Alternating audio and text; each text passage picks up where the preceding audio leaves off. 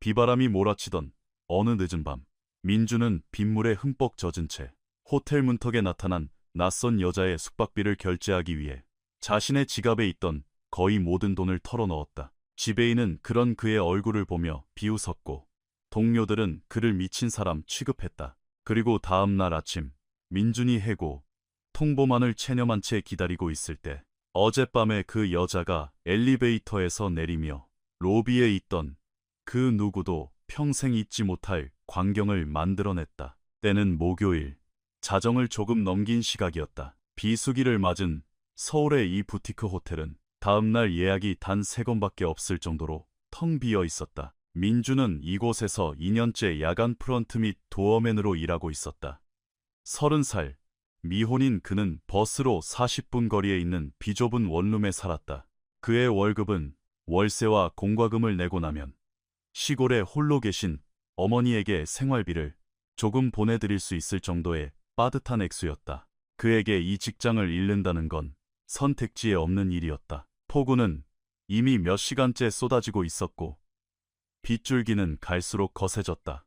그때 민주는 직원용 출입구 밖에서 무언가 움직이는 기척을 느꼈다. 어두운 그림자 하나가 간신히 어깨만 가려주는 좁은 처마 밑으로 들어가 벽에 몸을 웅크린 채 비를 피하려 애쓰고 있었다. 그가 측면 문을 열자 한 젊은 여자가 보였다.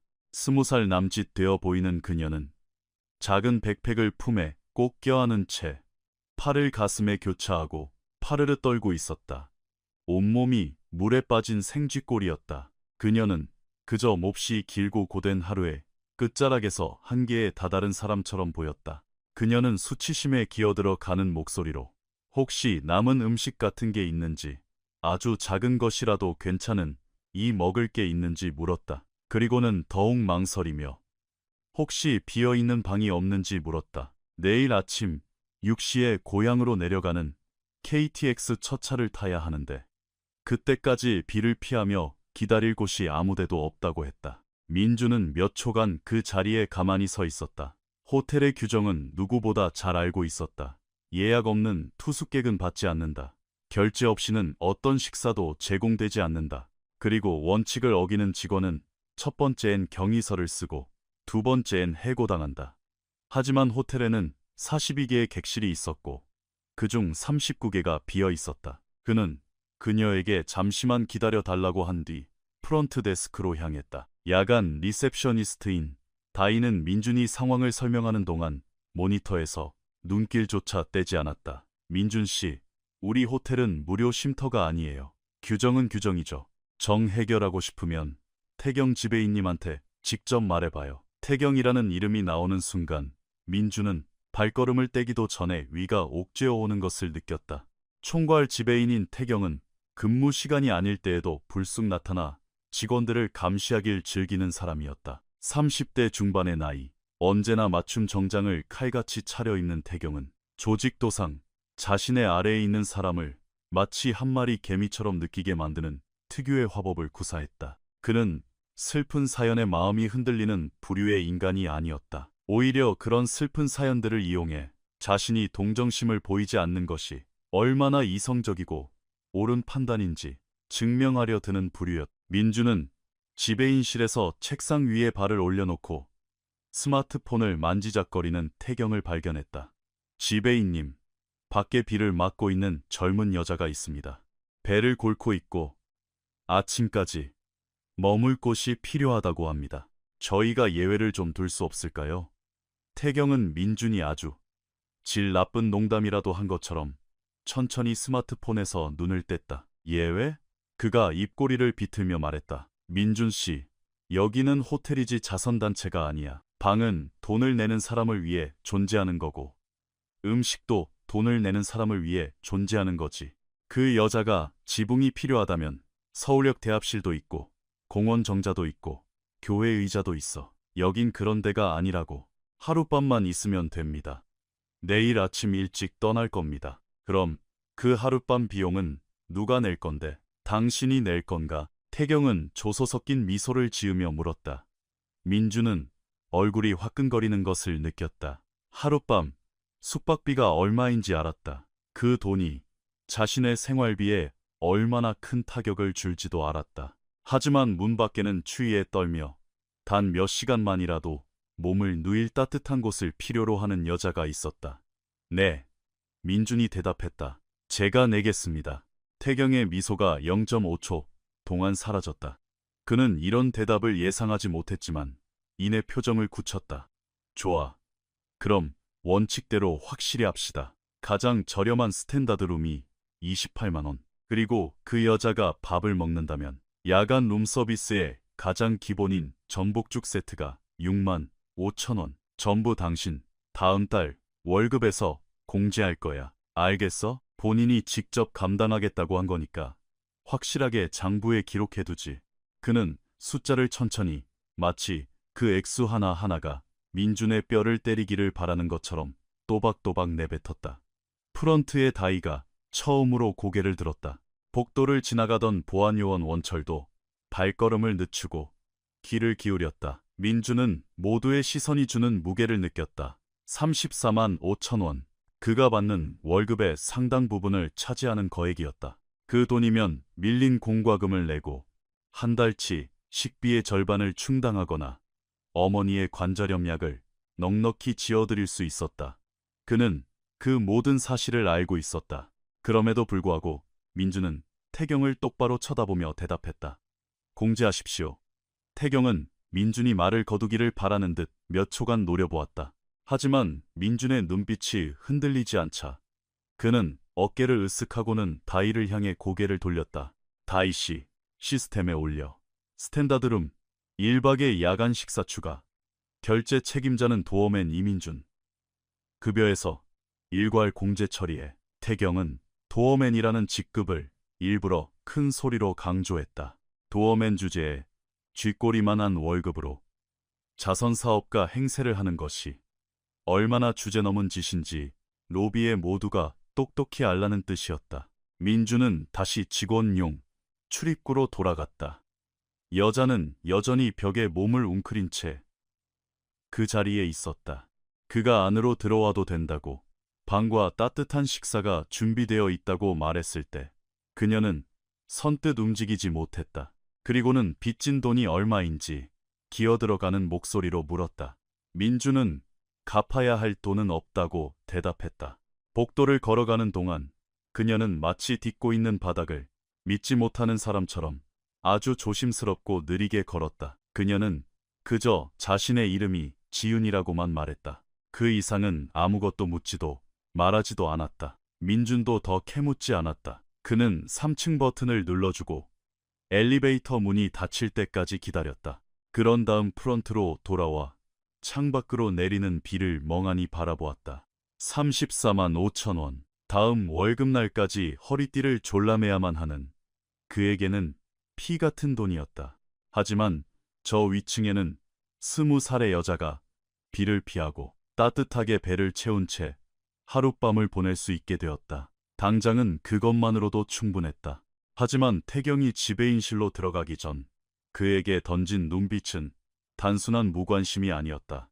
그것은 이미 다음 체스말을 어떻게 움직일지 계산을 끝낸 자의 교활한 눈빛이었다. 민준은 애써 부정하려 했지만 이 사건이 아직 끝나려면 멀었다는 것을 직감할 수밖에 없었다. 지우는 텅 빈 호텔 레스토랑의 구석 테이블에서 홀로 식사했다. 따뜻한 전복죽 한 그릇이었다. 그녀는 마치 자신이 환영받지 못하는 공간에서 최대한 부피를 차지하지 않으려는 듯 고개를 푹 숙인 채 침묵 속에서 아주 천천히 음식을 삼켰다. 멀리 프런트에서 그 모습을 지켜보던 민준은 그녀가 자리에서 일어나기 전 테이블을 말끔히 치우는 것을 보았다.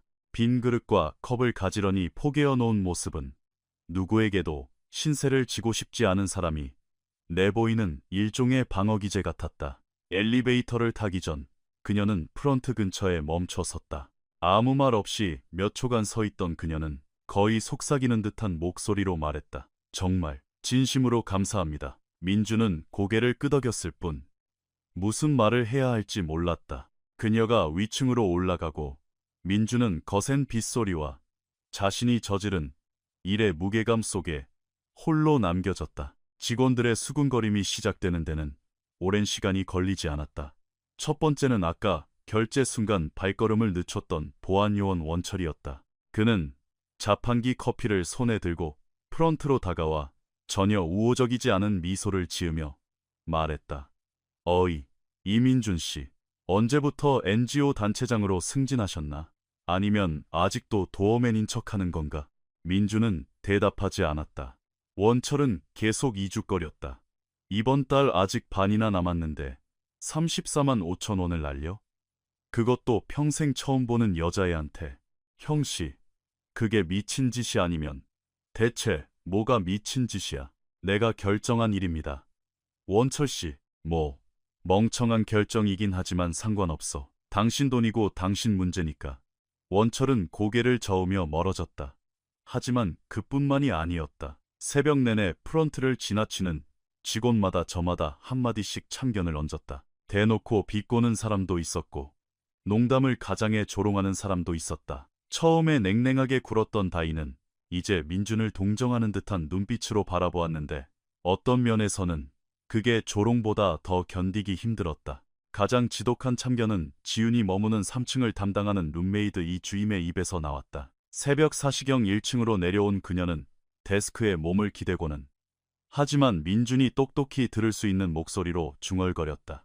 민준 씨, 제발 남들한테 피해주지 말아요. 만약 저 여자가 방에서 비품이라도 훔쳐서 달아나면 책임을 지는 건 민준 씨가 아니라 결국 우리 같은 청소 노동자들이니까. 민준은 이를 악물었다. 지윤은 아무것도 훔치지 않을 거라고 그녀의 눈동자에서 오직 절박한 도움의 손길만을 보았다고 대답하고 싶었다.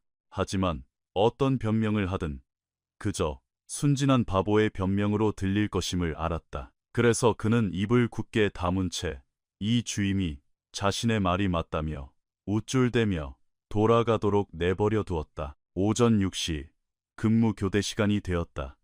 민준은 탈의실에서 옷을 갈아입고 첫 버스를 타고 집으로 향했다. 원룸은 그가 출근할 때와 똑같이 어둡고 적막했다. 싱크대에는 어제 먹은 설거지거리가 그대로 쌓여 있었고 침대 매트리스에는 세탁할 시간이 없어 벗겨둔 커버가 그대로였다. 그는 침대에 걸터 앉아 신발을 벗고 스마트폰 화면만 멍하니 바라보았다. 태경으로부터 온 메시지도 호텔 단체방에 알림도 없었다. 안도해야 할 상황이었지만 전혀 그렇지 않았다. 이 불길한 침묵은 태경이 그를 어떻게 처리할지 아직 결정을 내리지 않았다는 뜻이었기 때문이다. 민주는 잠을 청해보려 했지만 몸이 허락하지 않았다. 눈을 감을 때마다 같은 장면이 반복 재생되었다. 숫자를 또박또박 읽어내려가던 태경의 목소리, 비틀린 입꼬리, 모욕을 주기 위해 일부러 반복하던 직급, 도어맨, 급여공제. 그는 이리 뒤척이고 저리 뒤척이다. 다시 스마트폰을 집어들고 머릿속으로 계산을 시작했다. 34만 5천 원이 비빈다는 건 공과금이 연체되거나 식비를 반으로 줄이거나 어머니의 약값을 미뤄야 한다는 뜻이었다. 모든 구멍을 다 막을 수는 없었다. 무언가는 포기해야만 했다. 그리고 바로 그 순간 거센 회의감이 밀려왔다. 지윤을 의심하는 것은 아니었다. 그는 여전히 자신이 옳은 일을 했다고 믿었다. 그 회의감의 화살은 자기 자신을 향해 있었다. 자신에게 의존하는 가족의 등골을 휘게 하면서까지 옳은 일을 할 권리가 과연 자신에게 있는 것일까? 어머니는 아무것도 몰랐다. 만약 아들이 생면부지의 여자에게 월급의 상당 부분을 써버렸다는 사실을 알게 된다 해도 어머니는 특유의 성품대로 아무 말 없이 삼켜내실 분이었다. 하지만 어머니의 약은 미룰 수 없는 것이었다. 민주는 그 사실을 뼈저리게 알고 있었다. 오후 3시 알람이 울렸다. 그는 입고 온 옷 그대로 일어나 찬물로 세수를 하고 양치를 한 뒤 다시 버스에 올랐다. 창문에 머리를 기대고 아무 생각도 하지 않으려 애썼지만 소용없었다. 호텔 로비에 도착했을 때 내부는 평온했다. 오후 근무조가 일하고 있었고 얼마 없는 투숙객들은 방에 머무는 듯했다. 민주는 곧장 탈의실로 가서 유니폼으로 갈아입고 거울을 확인했다. 모든 것이 완벽했다. 단정한 머리, 반듯한 명찰, 광을 낸 구두. 그를 보는 어느 누구도 그의 내면이 최악의 상황을 대비해 바스러지고 있다는 것을 눈치채지 못할 것이다. 출근 지문을 찍고 프런트로 향했다. 자리에 앉기도 전에 첫 번째 불길한 신호가 떨어졌다.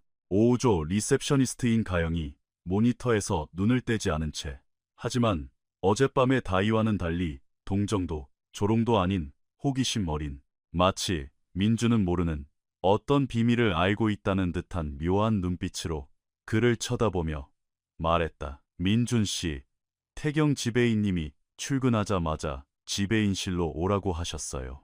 민주는 위장이 뒤틀리는 것을 느꼈다. 역시나였다. 아침에 침묵은 잊혀진 게 아니라 칼을 가는 시간이었다. 그는 걸음마다 천근만근의 무게를 느끼며 지배인실로 향했다. 문은 반쯤 열려 있었다. 태경은 서류철을 손에 든 채 일어서 있었고 지금껏 민준이 단 한 번도 본 적 없는 표정을 짓고 있었다. 어젯밤에 그 조롱 섞인 비웃음이 아니었다. 무언가 차갑고 확고하게 결심을 굳힌, 아침 내내 완벽한 덫을 짜놓고 이제 막 사냥감을 몰아넣을 준비가 끝난 사냥꾼의 표정이었다. 들어와서 문 닫아. 민주는 들어가 문을 닫았다. 그리고 태경이 입을 떼기도 전인 바로 그 짧은 1초 동안 민주는 어젯밤 자신이 내린 결정의 청구서가 방금 도착했으며 그 금액이 자신이 예상했던 것보다 훨씬 가혹할 것임을 직감했다. 태경은 자리를 권하지도 민준의 안부를 묻지도 않았다. 책상 위에 서류철을 펼쳐둔 채 단도직입적으로 말했다. 어젯밤 일에 대해 내내 생각해봤는데 결론을 내렸어. 그건 선을 심하게 넘은 행동이었어.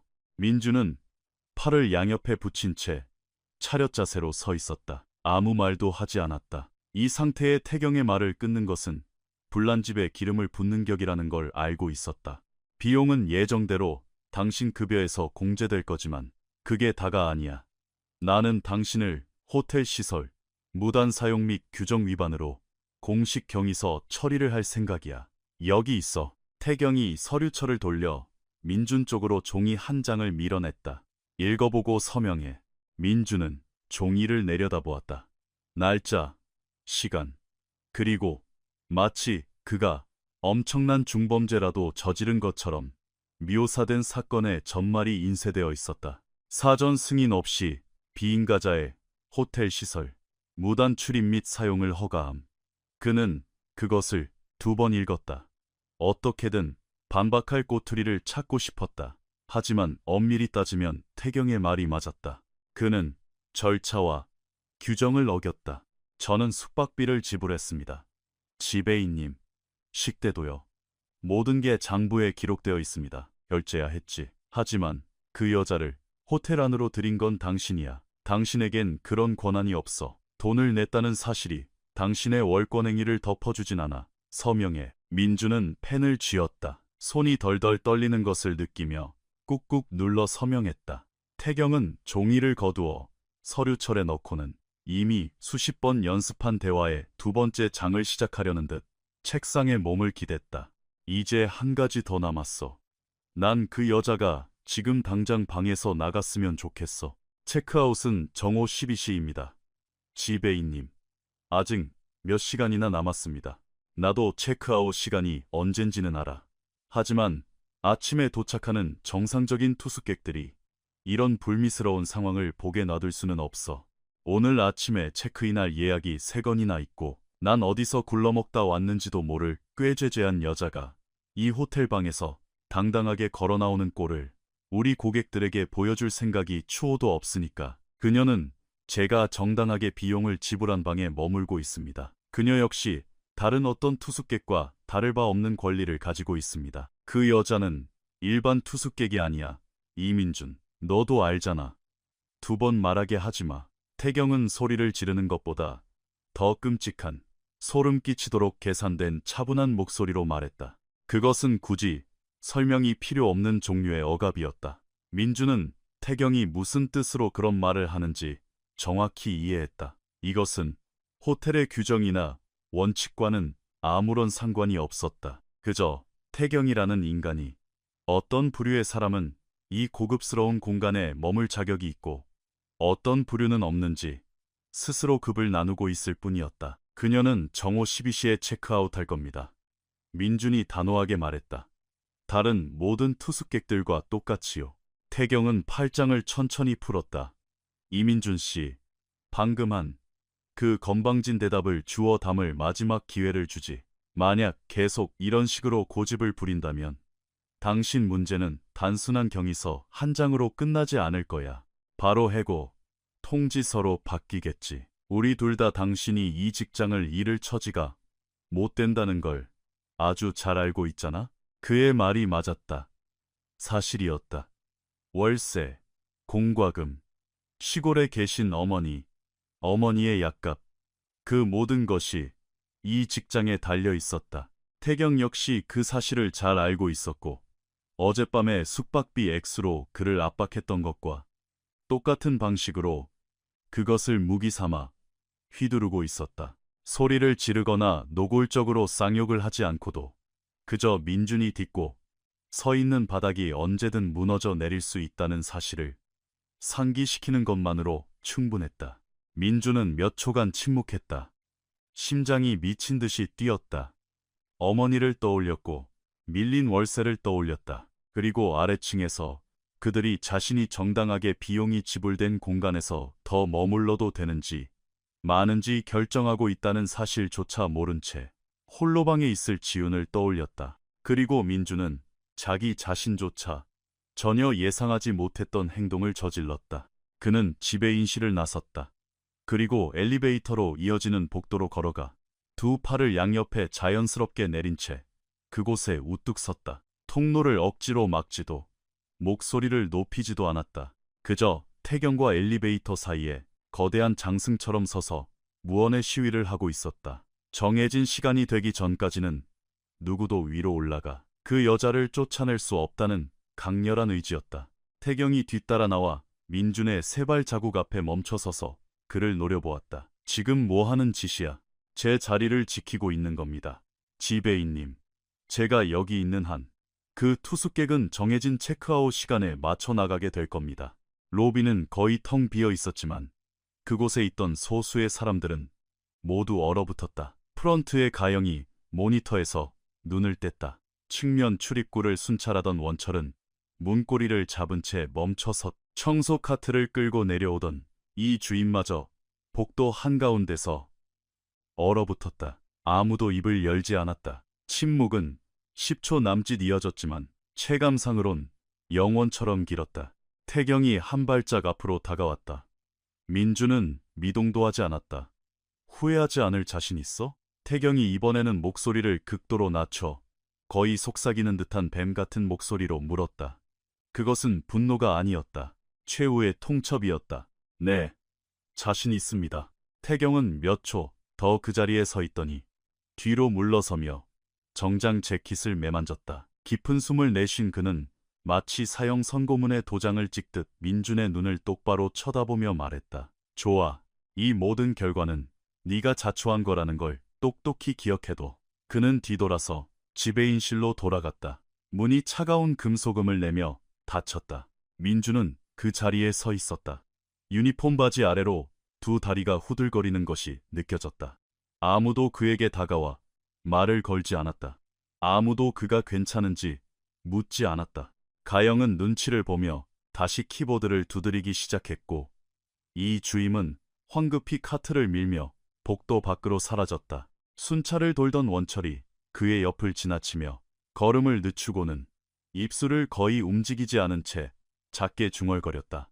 너 제대로 끝장났어, 임마. 그리고는 대답을 기다리지도 않고 가버렸다. 민주는 벽에 몸을 기대고 깊은 숨을 들이마셨다. 자신이 방금 무슨 짓을 저질렀는지 명확히 알고 있었다. 그는 알게 된 지 6시간도 안 된 낯선 여자 하나를 지키기 위해 자신의 직장, 월세, 어머니의 약값, 그 모든 것을 판돈으로 걸어버린 것이다. 혜경이 협박을 실행에 옮긴다면 이번 주가 끝나기도 전에 그는 거리에 나앉게 될 터였다. 이후의 시간은 고문처럼 느리게 흘러갔다. 민주는 마치 아무 일도 없었다는 듯 프런트에서 교대 근무를 서고 있었지만 그의 온 신경은 태경의 사무실 쪽에서 들려오는 미세한 소리에 곤두서 있었다.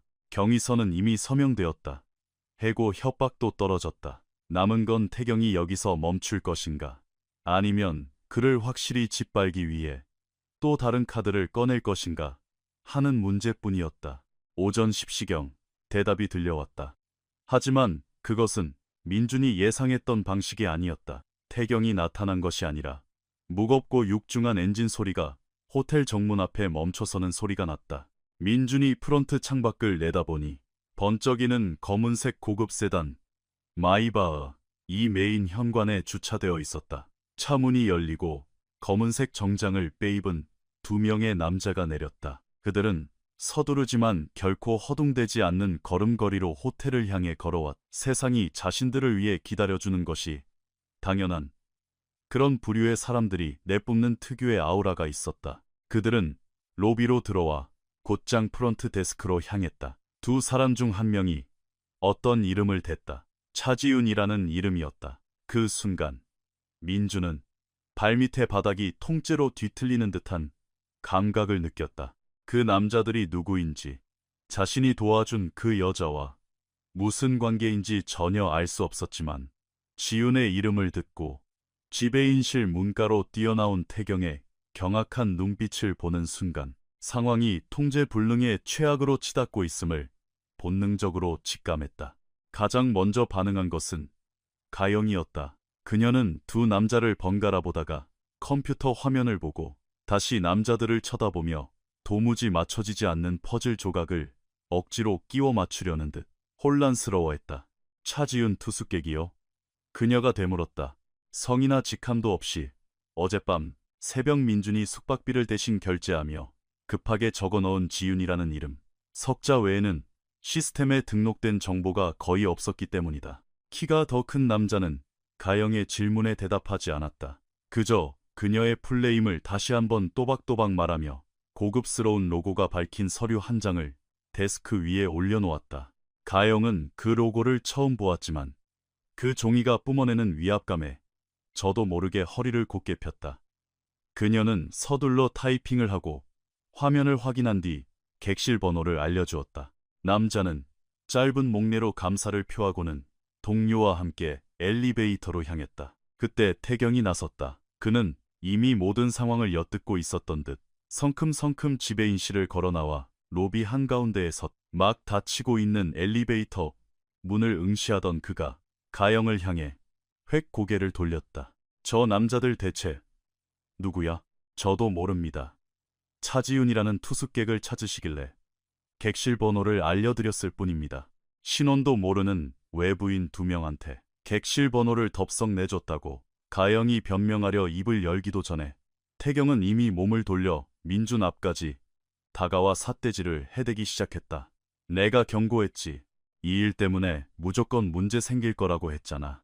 지금 정체도 모르는 양복쟁이 두 놈이 신분증도 예약도 없이 꼭두 새벽에 기어들어 온 여자 방으로 올라갔어. 만약 저게 무슨 사기극이거나 저 여자가 범죄에라도 연루된 거라면 이 모든 책임은 전적으로 내 놈이 져야 할 줄 알아. 지배인님도 저 사람들이 누군지 모르시는 것처럼 저 역시 모릅니다. 하지만 어젯밤 폭우 속에 그녀를 들여보낸 건 접니다. 책임은 그것만으로 충분합니다. 태경은 다시 로비 중앙으로 돌아가 초조하게 서성거리기 시작했다. 그는 진심으로 당황하고 있었다. 평소 사무실에서 계산기나 두드리던 냉혹한 지배인의 모습은 온데간데 없었다. 상황이 완전히 자신의 통제를 벗어났다고 느낀 그는 어떻게든 잃어버린 권위를 되찾아야만 했다. 그는 무전기를 뽑아들고 내부 보안팀을 호출했다. 보안팀 원철씨, 지금 당장 3층으로 올라가서 312호 근처에 대기해. 들어가지도 말고 문을 두드리지도 마. 그냥 주시만 하고 있어. 조금이라도 수상한 낌새가 보이면 바로 보고하고. 무전기 너머로 원철의 건조한 대답이 들려왔다. 민주는 프론트에서 이 모든 것을 듣고 있었다. 위장이 뒤틀릴 지경이었다. 지훈이 무슨 위험한 인물일까봐 두려운 것이 아니었다. 그는 여전히 그녀가 나쁜 사람일 리 없다고 굳게 믿고 있었다. 그가 진정으로 두려운 것은 이 불확실성을 무기 삼아 상황을 자신에게 유리하게 조작하려는 태경의 본성이었다. 태경은 호텔의 안전 따위는 안중에도 없었다. 오직 자신의 체면과 커리어를 보호하는 데만 혈안이 되어 있었다. 무언가 잘못되면 그는 사전에 막으려 애쓴 영웅이 되어야 했고, 아무 일 없이 지나가면 문제를 신속히 해결한 유능한 관리자가 되어야 했으니까. 그 후 몇 분은 그날 오전 중 가장 길고 피 말리는 시간이었다. 아무도 내려오지 않았다. 엘리베이터 숫자는 멈춰 있었다. 무전기도 침묵을 지켰다. 1초 1초 흐르는 정적은 태경의 과대망상을 기정사실로 만들어주는 듯했고, 태경은 그것을 굳이 입 밖으로 내어 과시했다. 시간이 너무 지체되고 있어. 그는 허공에 대고 말했지만 로비에 모두가 들으라는 듯 목소리를 높였다. 정상적인 방문객이라면 벌써 내려오고도 남았을 시간이야. 이건 절대 정상적인 상황이 아니야. 빈 카트를 밀고 로비로 돌아온 이 주임이 가영에게 다가가 무언가 속삭였다. 가영은 불안한 듯 고개를 저었다. 민주는 그들이 무슨 말을 나누는지 듣지 못했지만 이 주임이 자신을 향해 던지는 날선 눈빛을 똑똑히 보았다. 그것은 더 이상 호기심이 아니라 노골적인 원망과 비난이었다. 태경이 서성거림을 멈추고 다시 민준에게 다가왔다. 잘 들어, 이민준. 내가 이 상황에서 네가 올바른 쪽에 설 마지막 기회를 주지. 이 사태가 끝나면 어떻게든 끝나긴 하겠지. 나는 본사에 보고서를 올릴 거야. 그 보고서에 네가 이 문제를 해결하기 위해 적극적으로 협조했다고 쓸지, 아니면 이 모든 사달을 일으킨 주범이라고 쓸지는 전적으로 네 태도에 달렸어. 선택해.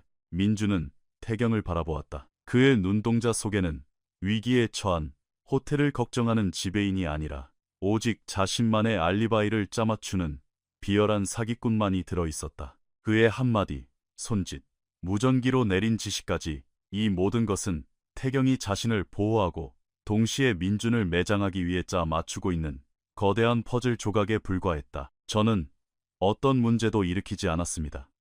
지배인님, 절박하게 도움이 필요한 사람에게 제 돈으로 방을 내어주었을 뿐입니다. 그 이후에 일어난 모든 일은 지배인님의 결정이었습니다. 태경은 이를 악물었지만 반박하지 못했다.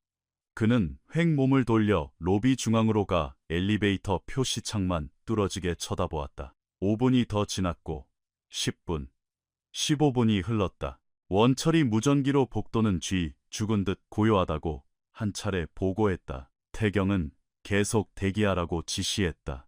민주는 프런트에 서서 평정심을 유지하려 했었지만 아침 내내 억눌러왔던 의구심이 스멀스멀 고개를 들기 시작했다. 만약 태경의 말이 맞다면 그녀가 위험한 인물이라는 뜻이 아니라 저 정장 차림의 남자들이 그녀가 기다리던 사람이 아니라면 어떡하지? 만약 민준이 도저히 꿰뚫어 볼 수 없는 더 깊고 어두운 사연이 숨겨져 있는 거라면? 그는 엘리베이터 표시창을 올려다보았다. 3층에 멈춰선 채 미동도 하지 않았다. 두 남자가 올라간 지 벌써 20분이 다 되어가고 있었다. 그때 예고도 없이 표시창의 숫자가 바뀌었다. 3, 2, 1, 로비 전체의 시간이 멈춘 것 같았다.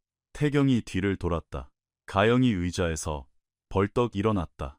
이 주임은 청소 카트 손잡이를 놓아버렸다. 비상계단을 미친 듯이 뛰어내려온 원철이 엘리베이터보다 먼저 도착하기 위해 숨을 헐떡이며 복도 모퉁이에 나타났다. 엘리베이터 문이 열렸고 그 안에서 걸어나온 사람을 본 순간 로비에 있던 모든 이들은 숨을 죽일 수밖에 없었다. 어젯밤 직원용 출입구를 통해 흠뻑 젖은 채 들어왔던 그 가엾은 소녀. 텅 빈 레스토랑 구석에서 말없이 전복죽을 떠먹고 단 한 번도 뒤를 돌아보지 않은 채 방으로 올라갔던 그 여자가 이제는 이 호텔의 그 누구도 상상조차 하지 못한 압도적인 자태로 그들 앞에 서 있었기 때문이다.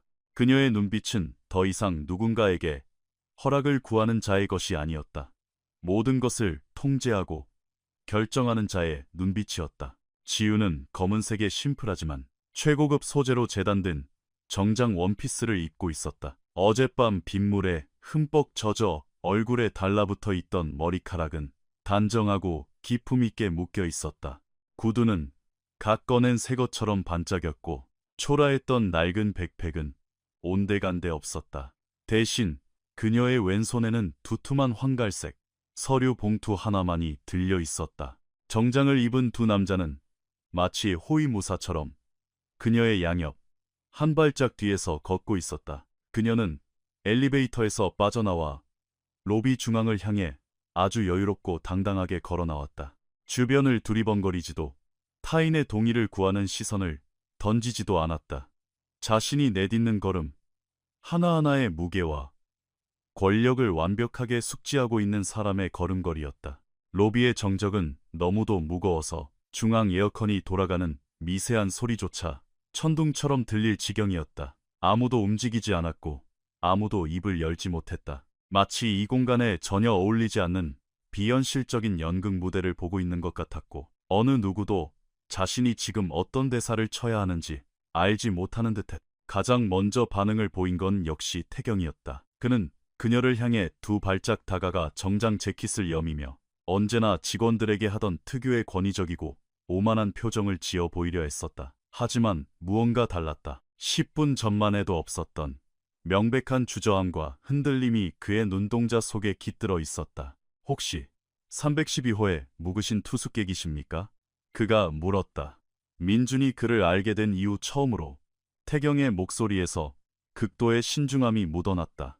그것은 존중이 아니라 철저한 이해득실의 계산이었다. 그는 눈앞에 이 여자가 대체 누구인지, 자신이 그녀를 어떻게 대우해야 할지 필사적으로 견적을 내고 있는 중이었다. 지우는 걸음을 멈추고 태경을 정면으로 쏘아보며 시선을 피하지 않았다. 그런 다음 주변을 천천히 둘러보았다. 데스크 뒤에 얼어붙은 가영, 복도 끝에 멍하니 서 있는 원철, 카트에 손을 얹은 채 굳어버린 이주임, 그리고 마지막으로 프런트 데스크 한쪽에 꼿꼿이 서 있는 민준을 바라보았다. 민준의 심장은 너무도 거칠게 뛰어 로비의 모든 사람이 그 소리를 들을 수 있을 것만 같았다. 네, 맞습니다. 지훈이 대답했다. 그리고 지금 당장 이 호텔의 모든 직원들과 이야기를 나누고 싶군요. 태경이 당황한 듯 눈을 두 번 깜빡였다. 평소에 그라면 절대 보이지 않았을 빈틈이었다. 어떤 이야기를 말씀이십니까? 이 호텔의 미래에 대해서, 그리고 지난밤 이곳에서 벌어진 일에 대해서요. 태경이 입을 뻐끔거렸지만 미처 소리를 내기도 전에 지훈의 한 발짝 뒤에 서 있던 경호원이 앞으로 나서며 처음으로 입을 열었다. 태성그룹 총괄 보안팀입니다. 차지훈 본부장님께서 지금 당장 전 직원의 소집을 명하셨습니다. 그 짧은 선언은 잔잔한 수면에 거대한 바위를 던진 것과 같았다. 가영은 눈을 동그랗게 떴다. 이 주임은 카트 손잡이를 완전히 놓아버린 채 보이지 않는 힘에 떠밀린 듯 뒷걸음질을 쳤다. 원철은 복도에 굳어버린 채 도망쳐야 할지 다가가야 할지 갈피를 잡지 못했다. 그리고 태경의 얼굴은 순식간에 잿빛으로 변했다. 그것은 단순한 표정의 변화가 아니라 한 인간의 세계가 무너져 내리는 붕괴였다. 항상 꼿꼿했던 그의 자세가 무너졌고 어깨는 축 늘어졌다. 자연스러운 척 주머니에 꽂아 넣었던 오른손은 힘없이 스르르 빠져나와 허리춤에서 덜렁거렸다. 그는 어떻게든 지훈과 시선을 맞추려 했었지만 그의 눈동자는 주체하지 못하고 바닥으로, 데스크로, 그녀의 얼굴만 제외한 로비의 모든 곳으로 초점 없이 헤매고 있었다. 태성그룹에서 우리 호텔을 인수하셨습니까? 태경이 자신의 목소리를 자기 귀로 직접 들어야만 현실을 믿을 수 있다는 듯 넋이 나간 목소리로 중얼거렸다. 저희 태성그룹이 2주 전 이 호텔의 인수계약에 최종 서명했습니다. 지훈이 한치의 흔들림 없는 톤으로 말했다. 공식적인 소유권 이전은 며칠 내로 완료되지만 지금 이 순간부터 인사, 조직 구조, 운영 전반에 관한 모든 결정권은 전적으로 제게 있습니다. 태경이 마른 침을 꿀꺽 삼켰다. 민주는 그의 목을대가 크게 위아래로 움직이는 것을 보았다. 언제나 준비된 독설, 날카로운 비아냥, 우월감에 찬 미소로 무장했던 태경이 이토록 철저하게 무너져 내린 모습은 처음이었다. 불과 몇 시간 전만 해도 잡지 구독을 취소하듯 가벼운 태도로 민준을 해고하려 들었던 남자가 지금은 자신이 지배하던 로비 한가운데 서서 두 손을 어디에 두어야 할지 조차 몰라 쩔쩔매고 있었다. 지우는 태경의 대답을 기다리지 않고 로비 전체를 향해 몸을 돌렸다. 확신에 찬 목소리였지만 굳이 언성을 높일 필요도 없었다. 여러분 모두가 저를 처음 보신다는 걸 압니다. 지금 벌어지는 상황이 매우 당혹스러우실 거란 사실도 잘 압니다. 하지만 여러분 모두가 제가 하는 이야기를 끝까지 들어주셨으면 합니다. 이것은 여기 계신 여러분 각자의 인생과 직결된 문제니까요. 이 주임이 조심스럽게 다가왔다. 원철도 복도에서 나와 프런트 근처로 합류했다. 가영은 자리에서 일어섰고 아침 교대를 위해 출근해 앞치마에 손을 닦으며 주방 문가에 서 있던 오전 조리사마저 발걸음을 멈추고 귀를 기울였다. 민주는 움직이지 않았다. 프런트 데스크 옆 자신이 지키던 그 자리에 두 팔을 내린 채 서서 안도감과 현기증이 뒤섞인 묘한 감정에 휩싸여 있었다. 마음 한편에서는 모든 것이 잘 해결될 거라 믿고 싶었지만 현실의 냉혹함을 너무도 잘 아는 또 다른 자아는 세상에 이런 동화 같은 기적에는 반드시 대가가 따르며 자신에게 어떤 대가가 청구될지 아직 모른다고 경계하고 있었다. 지우는 다시 한번 태경을 바라보았다. 이번에는 적이나 분노조차 담겨 있지 않았다. 오직 자신이 무엇을 해야 할지 정확히 알고 있는 자의 차가운 명료함만이 빛나고 있었다. 이 호텔의 미래에 대해 논하기 전에 저는 어젯밤 일에 대해 짚고 넘어가야겠습니다. 지난 몇 시간 동안 이 호텔에서 벌어진 일들은 저에게 아주 중요한 두 가지 사실을 깨닫게 해주었고 그 두 가지 사실이 앞으로 이 호텔의 방향을 결정지을 것이기 때문입니다. 그녀가 잠시 말을 멈추었다. 로비는 프런트 데스크 뒤 벽 시계의 초침 소리가 들릴 정도로 고요했다. 태경이 무언가 변명하려 입을 열며 양해를 구하듯 손을 반쯤 들어 올렸지만 지우는 굳이 그의 말을 끊을 필요조차 없었다. 그녀의 눈빛 한 번만으로 충분했다. 태경은 황급히 입을 다물고 손을 내렸다. 그리고 그 짧고 무거운 침묵 속에서 로비에 있던 모든 사람들은 동시에 똑같은 진실을 깨달았다. 이 호텔의 절대 권력이 방금 전 완전히 새로운 주인을 맞이했다는 사실을, 그리고 그 권력을 쥔 여자가 불과 몇 시간 전 텅 빈 레스토랑 구석에서 전복죽을 먹으며 따뜻한 음식 한 그릇에 기어들어가는 목소리로 감사 인사를 전했던 바로 그 가엾은 투숙객이라는 사실을. 지우는 손에 들고 있던 황갈색 서류 봉투를 열었다. 그리고 그녀가 이어간 말은 그 로비에 서 있던 모든 사람의 운명을 영원히 바꿔놓았다. 지우는 봉투 안에서 곱게 접힌 서류 한 장을 꺼내 들었다. 아직 펼치지 않은 채 그녀는 로비를 채운 직원들의 얼굴을 한 명 한 명 천천히 응시했다. 마치 누구부터 이야기를 시작할지 고르는 듯한 눈빛이었다. 이내 깊은 숨을 들이마신 그녀가 입을 열었다. 제 풀네임은 차지윤입니다. 저희 태성그룹은 전국구 럭셔리 호텔 체인을 소유하고 있습니다. 2주 전 저희 회장님이신 아버님께서 이 호텔의 인수계약을 마무리 지으셨습니다. 매각은 확정되었고 다음 주부터 이 호텔의 모든 운영권은 저희 태성그룹으로 완전히 귀속됩니다. 그리고 저는 이 거대한 전환 과정을 총괄할 책임자입니다. 그녀의 목소리는 차분했고 서두르지 않았으나 불필요한 틈은 단 한치도 허용하지 않았다. 연설을 하는 것이 아니라 명백한 사실을 통보하고 있어. 가영은 방금 들은 엄청난 정보를 뇌에서 처리하려 애쓰는 듯 눈을 연신 깜빡거렸다. 이 주임은 팔짱을 낀 채 자신의 팔꿈치를 꽉 움켜쥐었다. 머리보다 몸이 먼저 긴장 상태에 돌입한 것이다. 주방 문가에 서 있던 조리사는 다리에 힘이 풀린 듯 문틀에 몸을 기댔다. 원철은 턱관절을 잔뜩 굳힌 채 바닥만 뚫어지게 노려보았고 태경은 그 자리에 망부석처럼 서 있었다. 양팔을 축 늘어뜨린 태경은 민준이 이곳에서 일한 일에 가장 초라하고 왜소해 보였다. 육체적인 크기가 줄어든 것이 아니라 그의 내면을 지탱하던 알량한 자만심과 권력욕이 산산조각 나면서 영혼 자체가 쪼그라든 것 같았다. 지훈이 말을 이었다. 여러분 모두 궁금한 점이 많으시겠지만 제때가 되면 모든 질문에 답해드리겠습니다. 하지만 그 전에 어젯밤 일에 대해 반드시 짚고 넘어가야 할 것이 있습니다. 그녀는 들고 있던 서류를 다시 봉투 안에 집어넣고 두 손으로 봉투를 감싸 쥐었다. 지난 몇 달간 저는 제 가족들과 의도적으로 거리를 두고 지냈습니다. 개인적인 사정이니 구체적으로 말씀드리진 않겠습니다. 중요한 건 제가 태성그룹의 후계자라는 타이틀과 돈 없이도 스스로 살아남을 수 있다는 걸 제 자신에게 증명하고 싶었다는 겁니다. 얼마 동안은 잘 버텼습니다. 더 이상 버틸 수 없는 한계에 다다르기 전까지는요. 그녀가 짧게 말을 멈췄다. 아무도 미동조차 하지 않았다.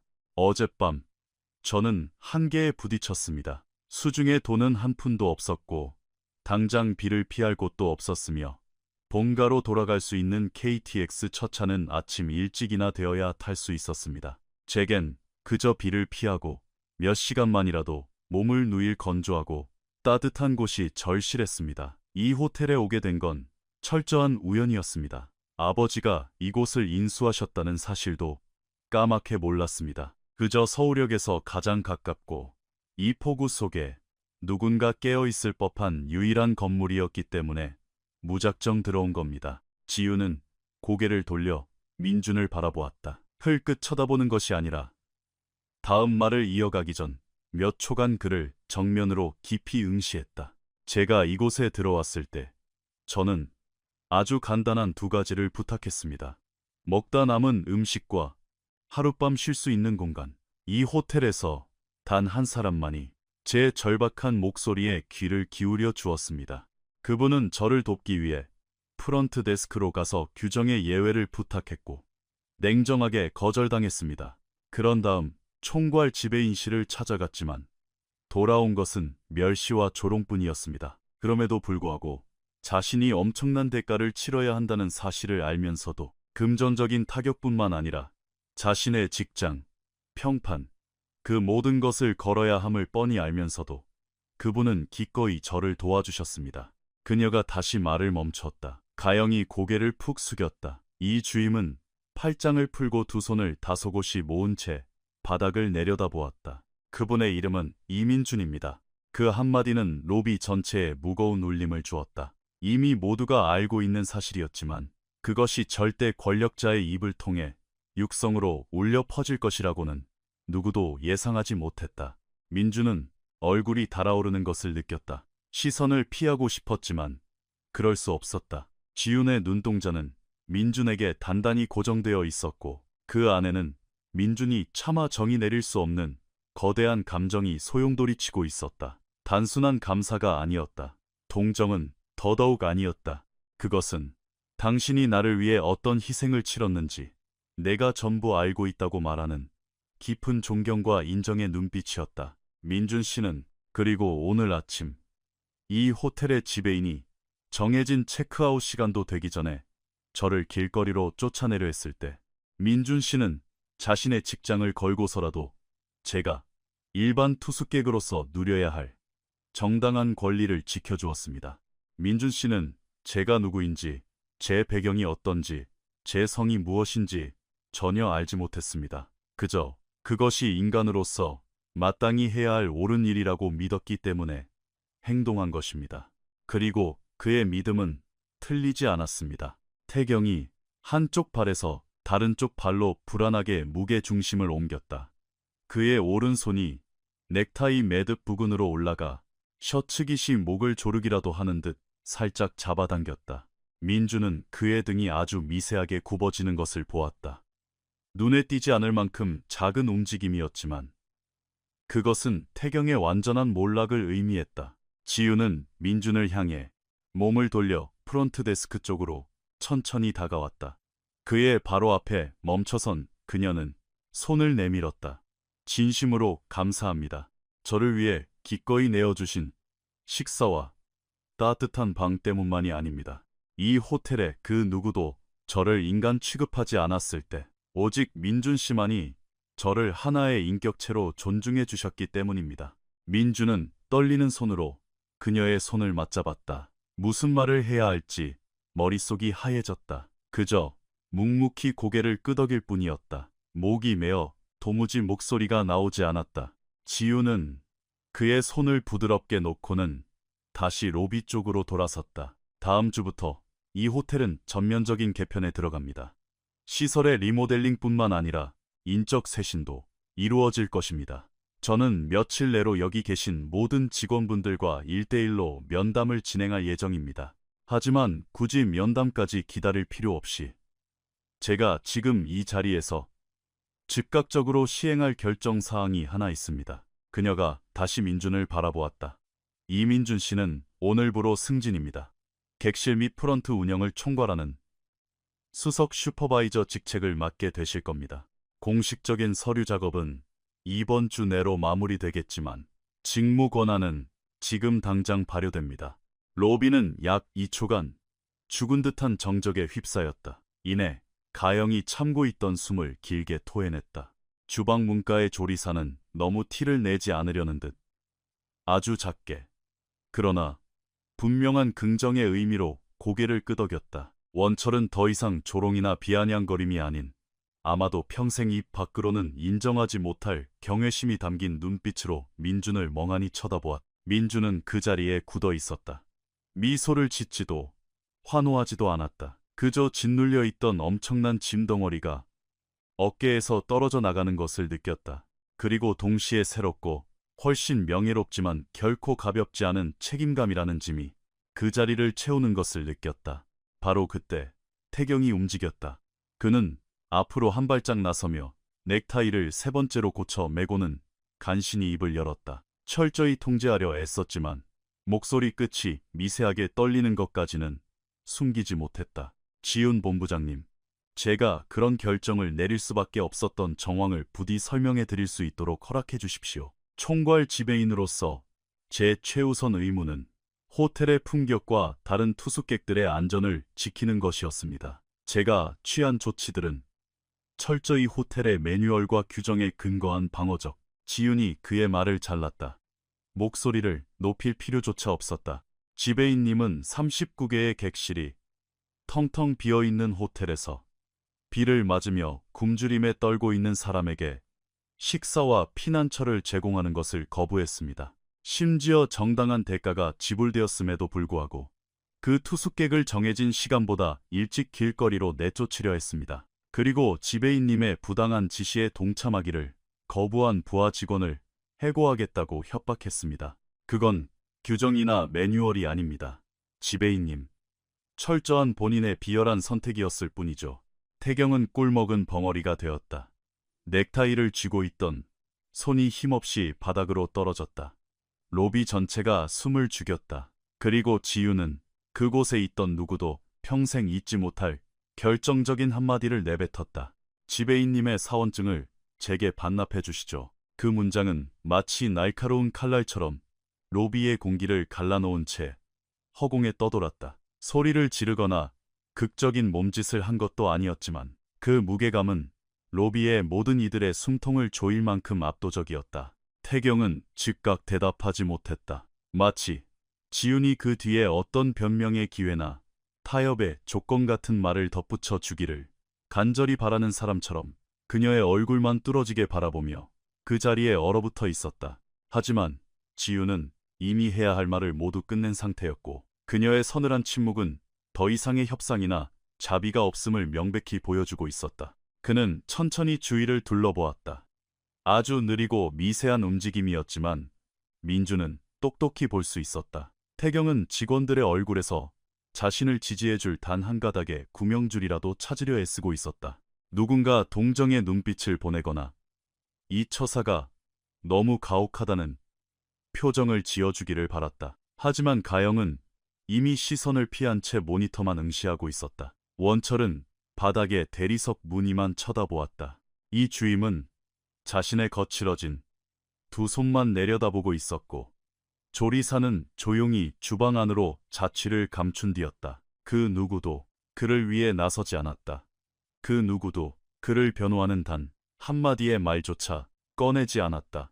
태경은 정장 재킷 가슴 포켓에 꽂혀 있던 총괄 지배인 명찰표이자 사원증으로 손을 가져갔다. 그의 손가락은 약이 3초간 그 위에 머물렀다. 그것은 그가 이 알량한 권력을 놓지 않기 위해 마지막으로 발악하는 시간이었다.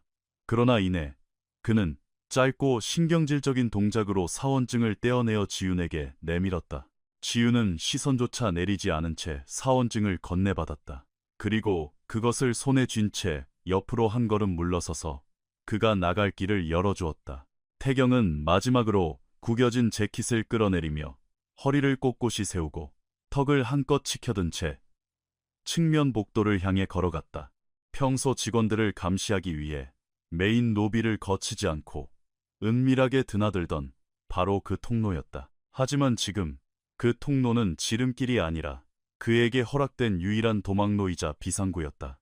그는 단 한 번도 뒤돌아보지 않았고 아무런 말도 남기지 않았다. 대리석 바닥에 부딪히는 그의 구두 소리는 점점 희미해지더니 이내 완전히 사라졌다. 측면 유리문이 무거운 소리를 내며 닫히자 비로소 로비에 모여있던 모두가 참았던 숨을 길게 내쉬었다. 지우는 태경의 사원증을 자신이 들고 온 황갈색 서류 봉투 안에 다른 서류들과 함께 챙겨 넣었다. 그런 다음 아직 로비에 남아있는 가영, 원철, 이 주임을 향해 아까보다는 한결 부드러워진 평범한 목소리로 말했다. 앞서 말씀드렸듯 며칠 내로 한 분 한 분 따로 뵙고 이야기 나누겠습니다. 지금 당장 걱정하실 일은 아무것도 없습니다. 다들 제자리로 돌아가 본연의 업무에 충실해 주시길 부탁드립니다. 직원들은 하나둘씩 흩어졌다. 가영은 자리에 앉아 키보드에 손을 올렸지만 민주는 그녀의 손끝이 미세하게 떨리고 있는 것을 볼 수 있었다. 원철은 순찰을 위해 복도를 지나치며 민준 앞을 지나갔다. 처음으로 그는 아무런 조롱이나 비아냥을 던지지 않았다. 그저 아주 짧고 빠르게 고개를 한번 끄덕였을 뿐이다. 그것은 100마디 말보다 더 많은 것을 의미하는 무언의 인정이었다.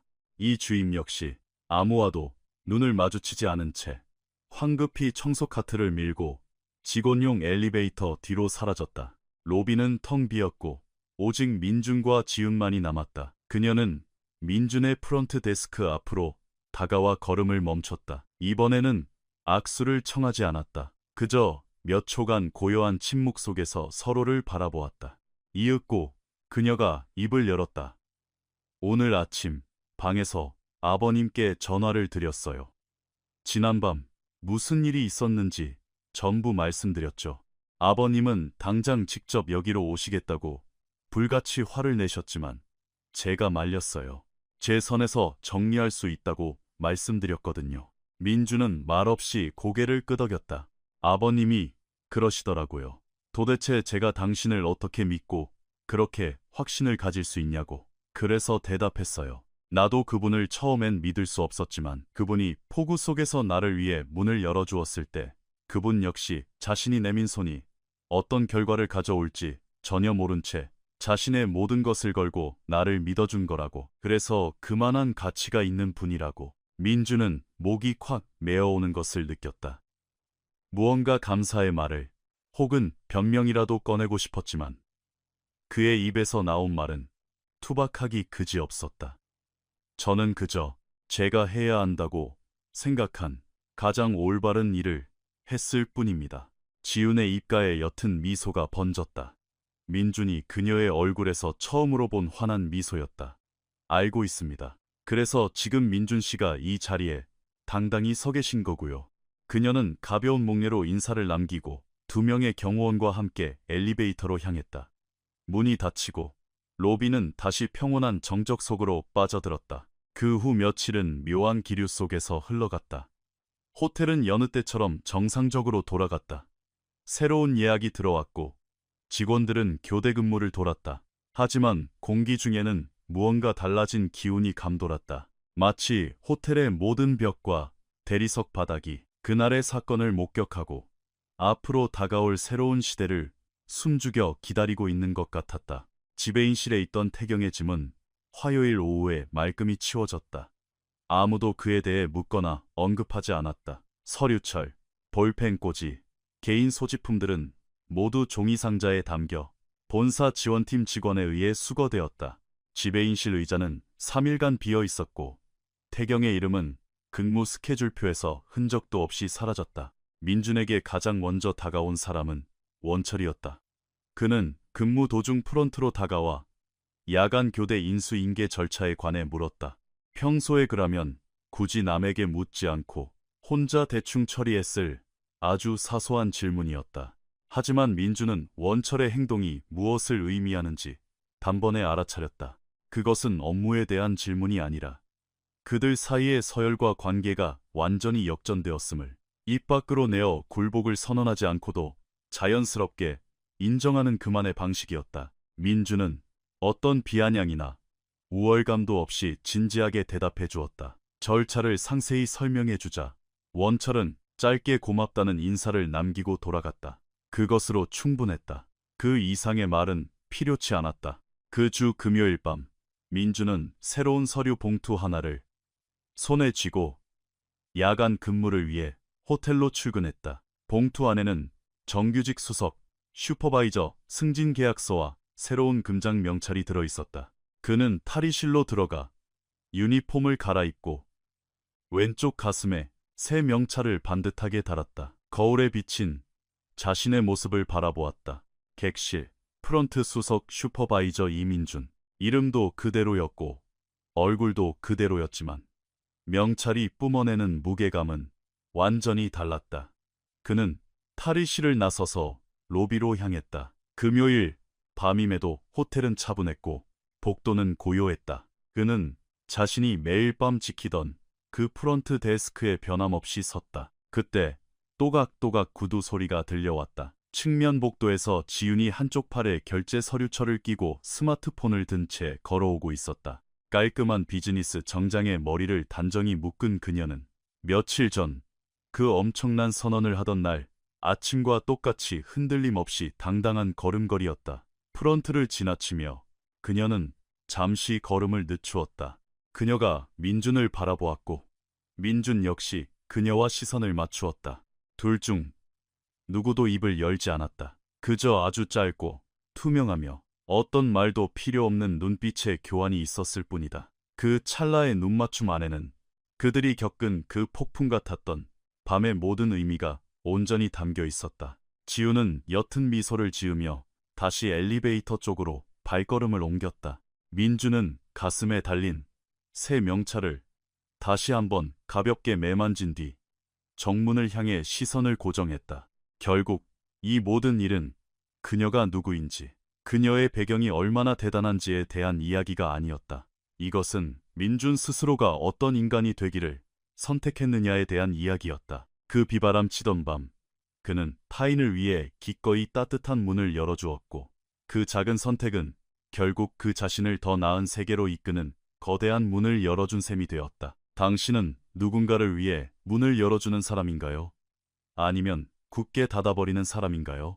댓글로 여러분의 생각을 남겨주세요.